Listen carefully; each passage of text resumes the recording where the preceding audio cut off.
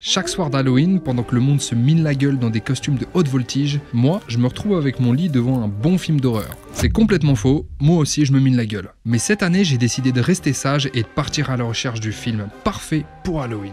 Et puis quelques films plus tard, je me suis rappelé que le cinéma d'horreur, c'est plus ce que c'était. Messieurs, dames, bonsoir, j'espère que vous allez bien. C'est Halloween et comme chaque année, c'est l'occasion pour moi de ressortir le cinéma d'horreur du fond du tiroir. Alors je suis pas un grand consommateur d'épouvante, non pas que j'aime pas, mais depuis quelques années, c'est un genre qui me parle plus trop. Et stoppez-moi si je me trompe, mais j'ai l'impression de pas être le seul. Alors qu'est-ce qui cloche avec le cinéma d'horreur? À mon sens, le problème de l'horreur, il est en réalité le même pour tous les films de genre. Dans le cinéma de genre, le process il est simple, c'est de se calquer à des recettes de fabrication déjà bien connues et bien implantées dans nos petits esprits de spectateurs. Et du coup, c'est comme avec les westerns, les polars et même les Marvel, désolé pour tous les fans, mais à force de voir les mêmes choses, on finit par se lasser. Mais bien heureusement, il existe au sein du genre des chefs-d'œuvre absolus. Déjà, il y a ce que j'aime appeler les films fondateurs. Ça, c'est les classiques que tout le monde connaît, donc Nosferatu, Frankenstein, L'Exorciste. Vraiment, déjà, juste pour la culture, c'est des films à voir. Ensuite, il y a les films qui, au cours de l'histoire, ont su élargir le champ des possibles en amenant de nouvelles mécaniques. Donc déjà, on peut citer par exemple le projet Blair Witch avec le found footage, comme je vous l'expliquais dans une précédente vidéo, vous pouvez retrouver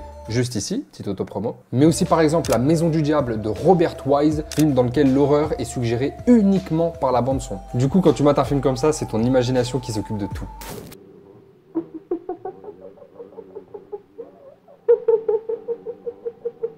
Et enfin, il y a ces petits films qui popent un peu à droite à gauche et qui parviennent à se démarquer en apportant une petite dose d'originalité au genre, comme It Follows ou Hérédité. Mais alors, quel est le film le plus effrayant au monde? Mais vraiment effrayant au sens propre du terme, le genre de film qui te fait passer des sales nuits.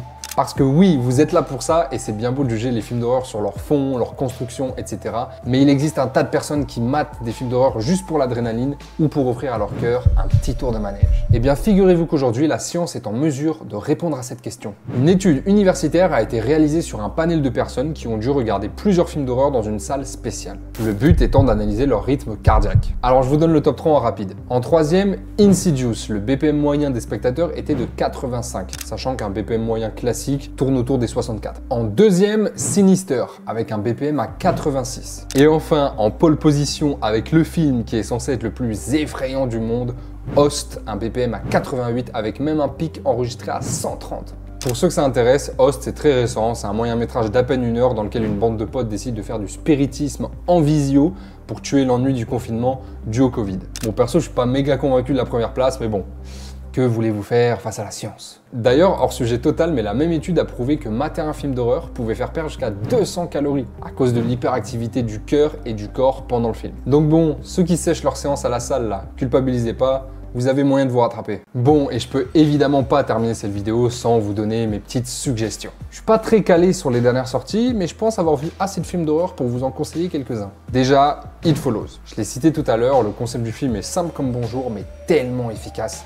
Après, je crois que c'est quand même assez connu comme film, je sais pas, j'ai un doute, mais en tout cas, j'ai jamais entendu quelqu'un en dire du mal. Si vous aimez les films de zombies, déjà, force à vous, parce que c'est pas ce qui se fait de mieux. Mais sinon, je vous conseille très fortement le film Dernier train pour Busan, que j'ai trouvé excellent. Quasiment tout se passe à bord de train, donc on est presque sur du huis clos, les zombies sont loin d'être débiles, au contraire, dans mes souvenirs, ils cavalent même comme des oufs.